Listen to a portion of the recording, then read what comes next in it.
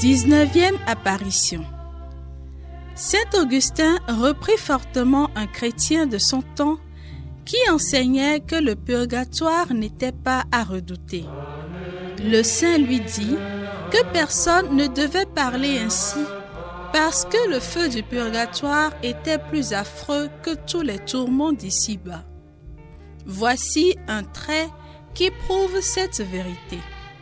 Deux religieux montraient le plus grand zèle pour leur sanctification. L'un d'eux ne tarda pas à tomber malade. Un ange lui apparut et lui annonça qu'il allait mourir sans retard et qu'il resterait en purgatoire jusqu'à ce qu'on eût dit une messe pour lui, après laquelle il s'envolerait au ciel. Cette nouvelle le combla de joie. Appelant à l'instant son ami, il lui annonça sa mort prochaine, le court séjour qu'il ferait en purgatoire, et il le conjura de dire cette messe le plus tôt possible. Cet ami le promit, et il fut fidèle à sa promesse. Car, la mort étant survenue le lendemain matin, il monta aussitôt au Saint-Autel. La messe était à peine achevée que pendant son action de grâce, il voit apparaître son ami rayonnant de bonheur, mais avec un reste de chagrin. « Mon frère, lui dit le défunt, où donc est votre foi? Qu'avez-vous fait de votre promesse? Vous mériteriez que Dieu n'eût pas beaucoup pitié de vous. Ne m'avez-vous pas laissé en purgatoire plus d'une année sans dire votre messe? En vérité, vous me surprenez, s'écria le religieux.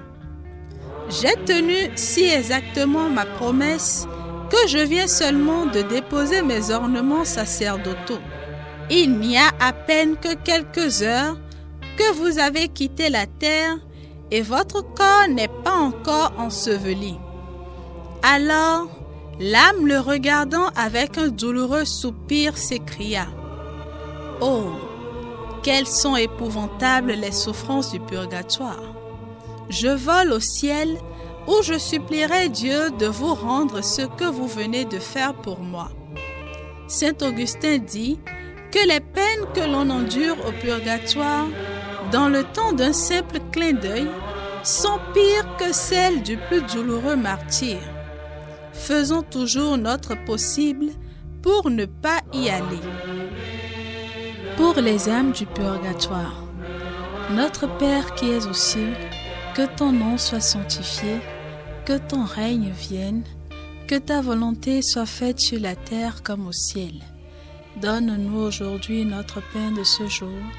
Pardonne-nous nos offenses comme nous pardonnons aussi à ceux qui nous ont offensés, et ne nous laisse pas entrer en tentation, mais délivre-nous du mal. Car c'est à toi qu'appartiennent le règne, la puissance et la gloire, pour les siècles des siècles. Amen. Je vous salue Marie, pleine de grâce, le Seigneur est avec vous. Vous êtes bénie entre toutes les femmes, et Jésus, le fruit de vos entrailles, est béni.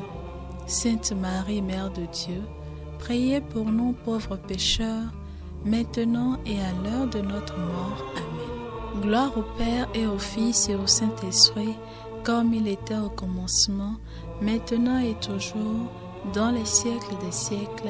Amen. Donne le Seigneur le repos éternel et fait briller sur eux la lumière sans déclin, qu'ils reposent en paix. Amen. Notre-Dame de Montlégion, priez pour nous et délivrez les âmes du purgatoire.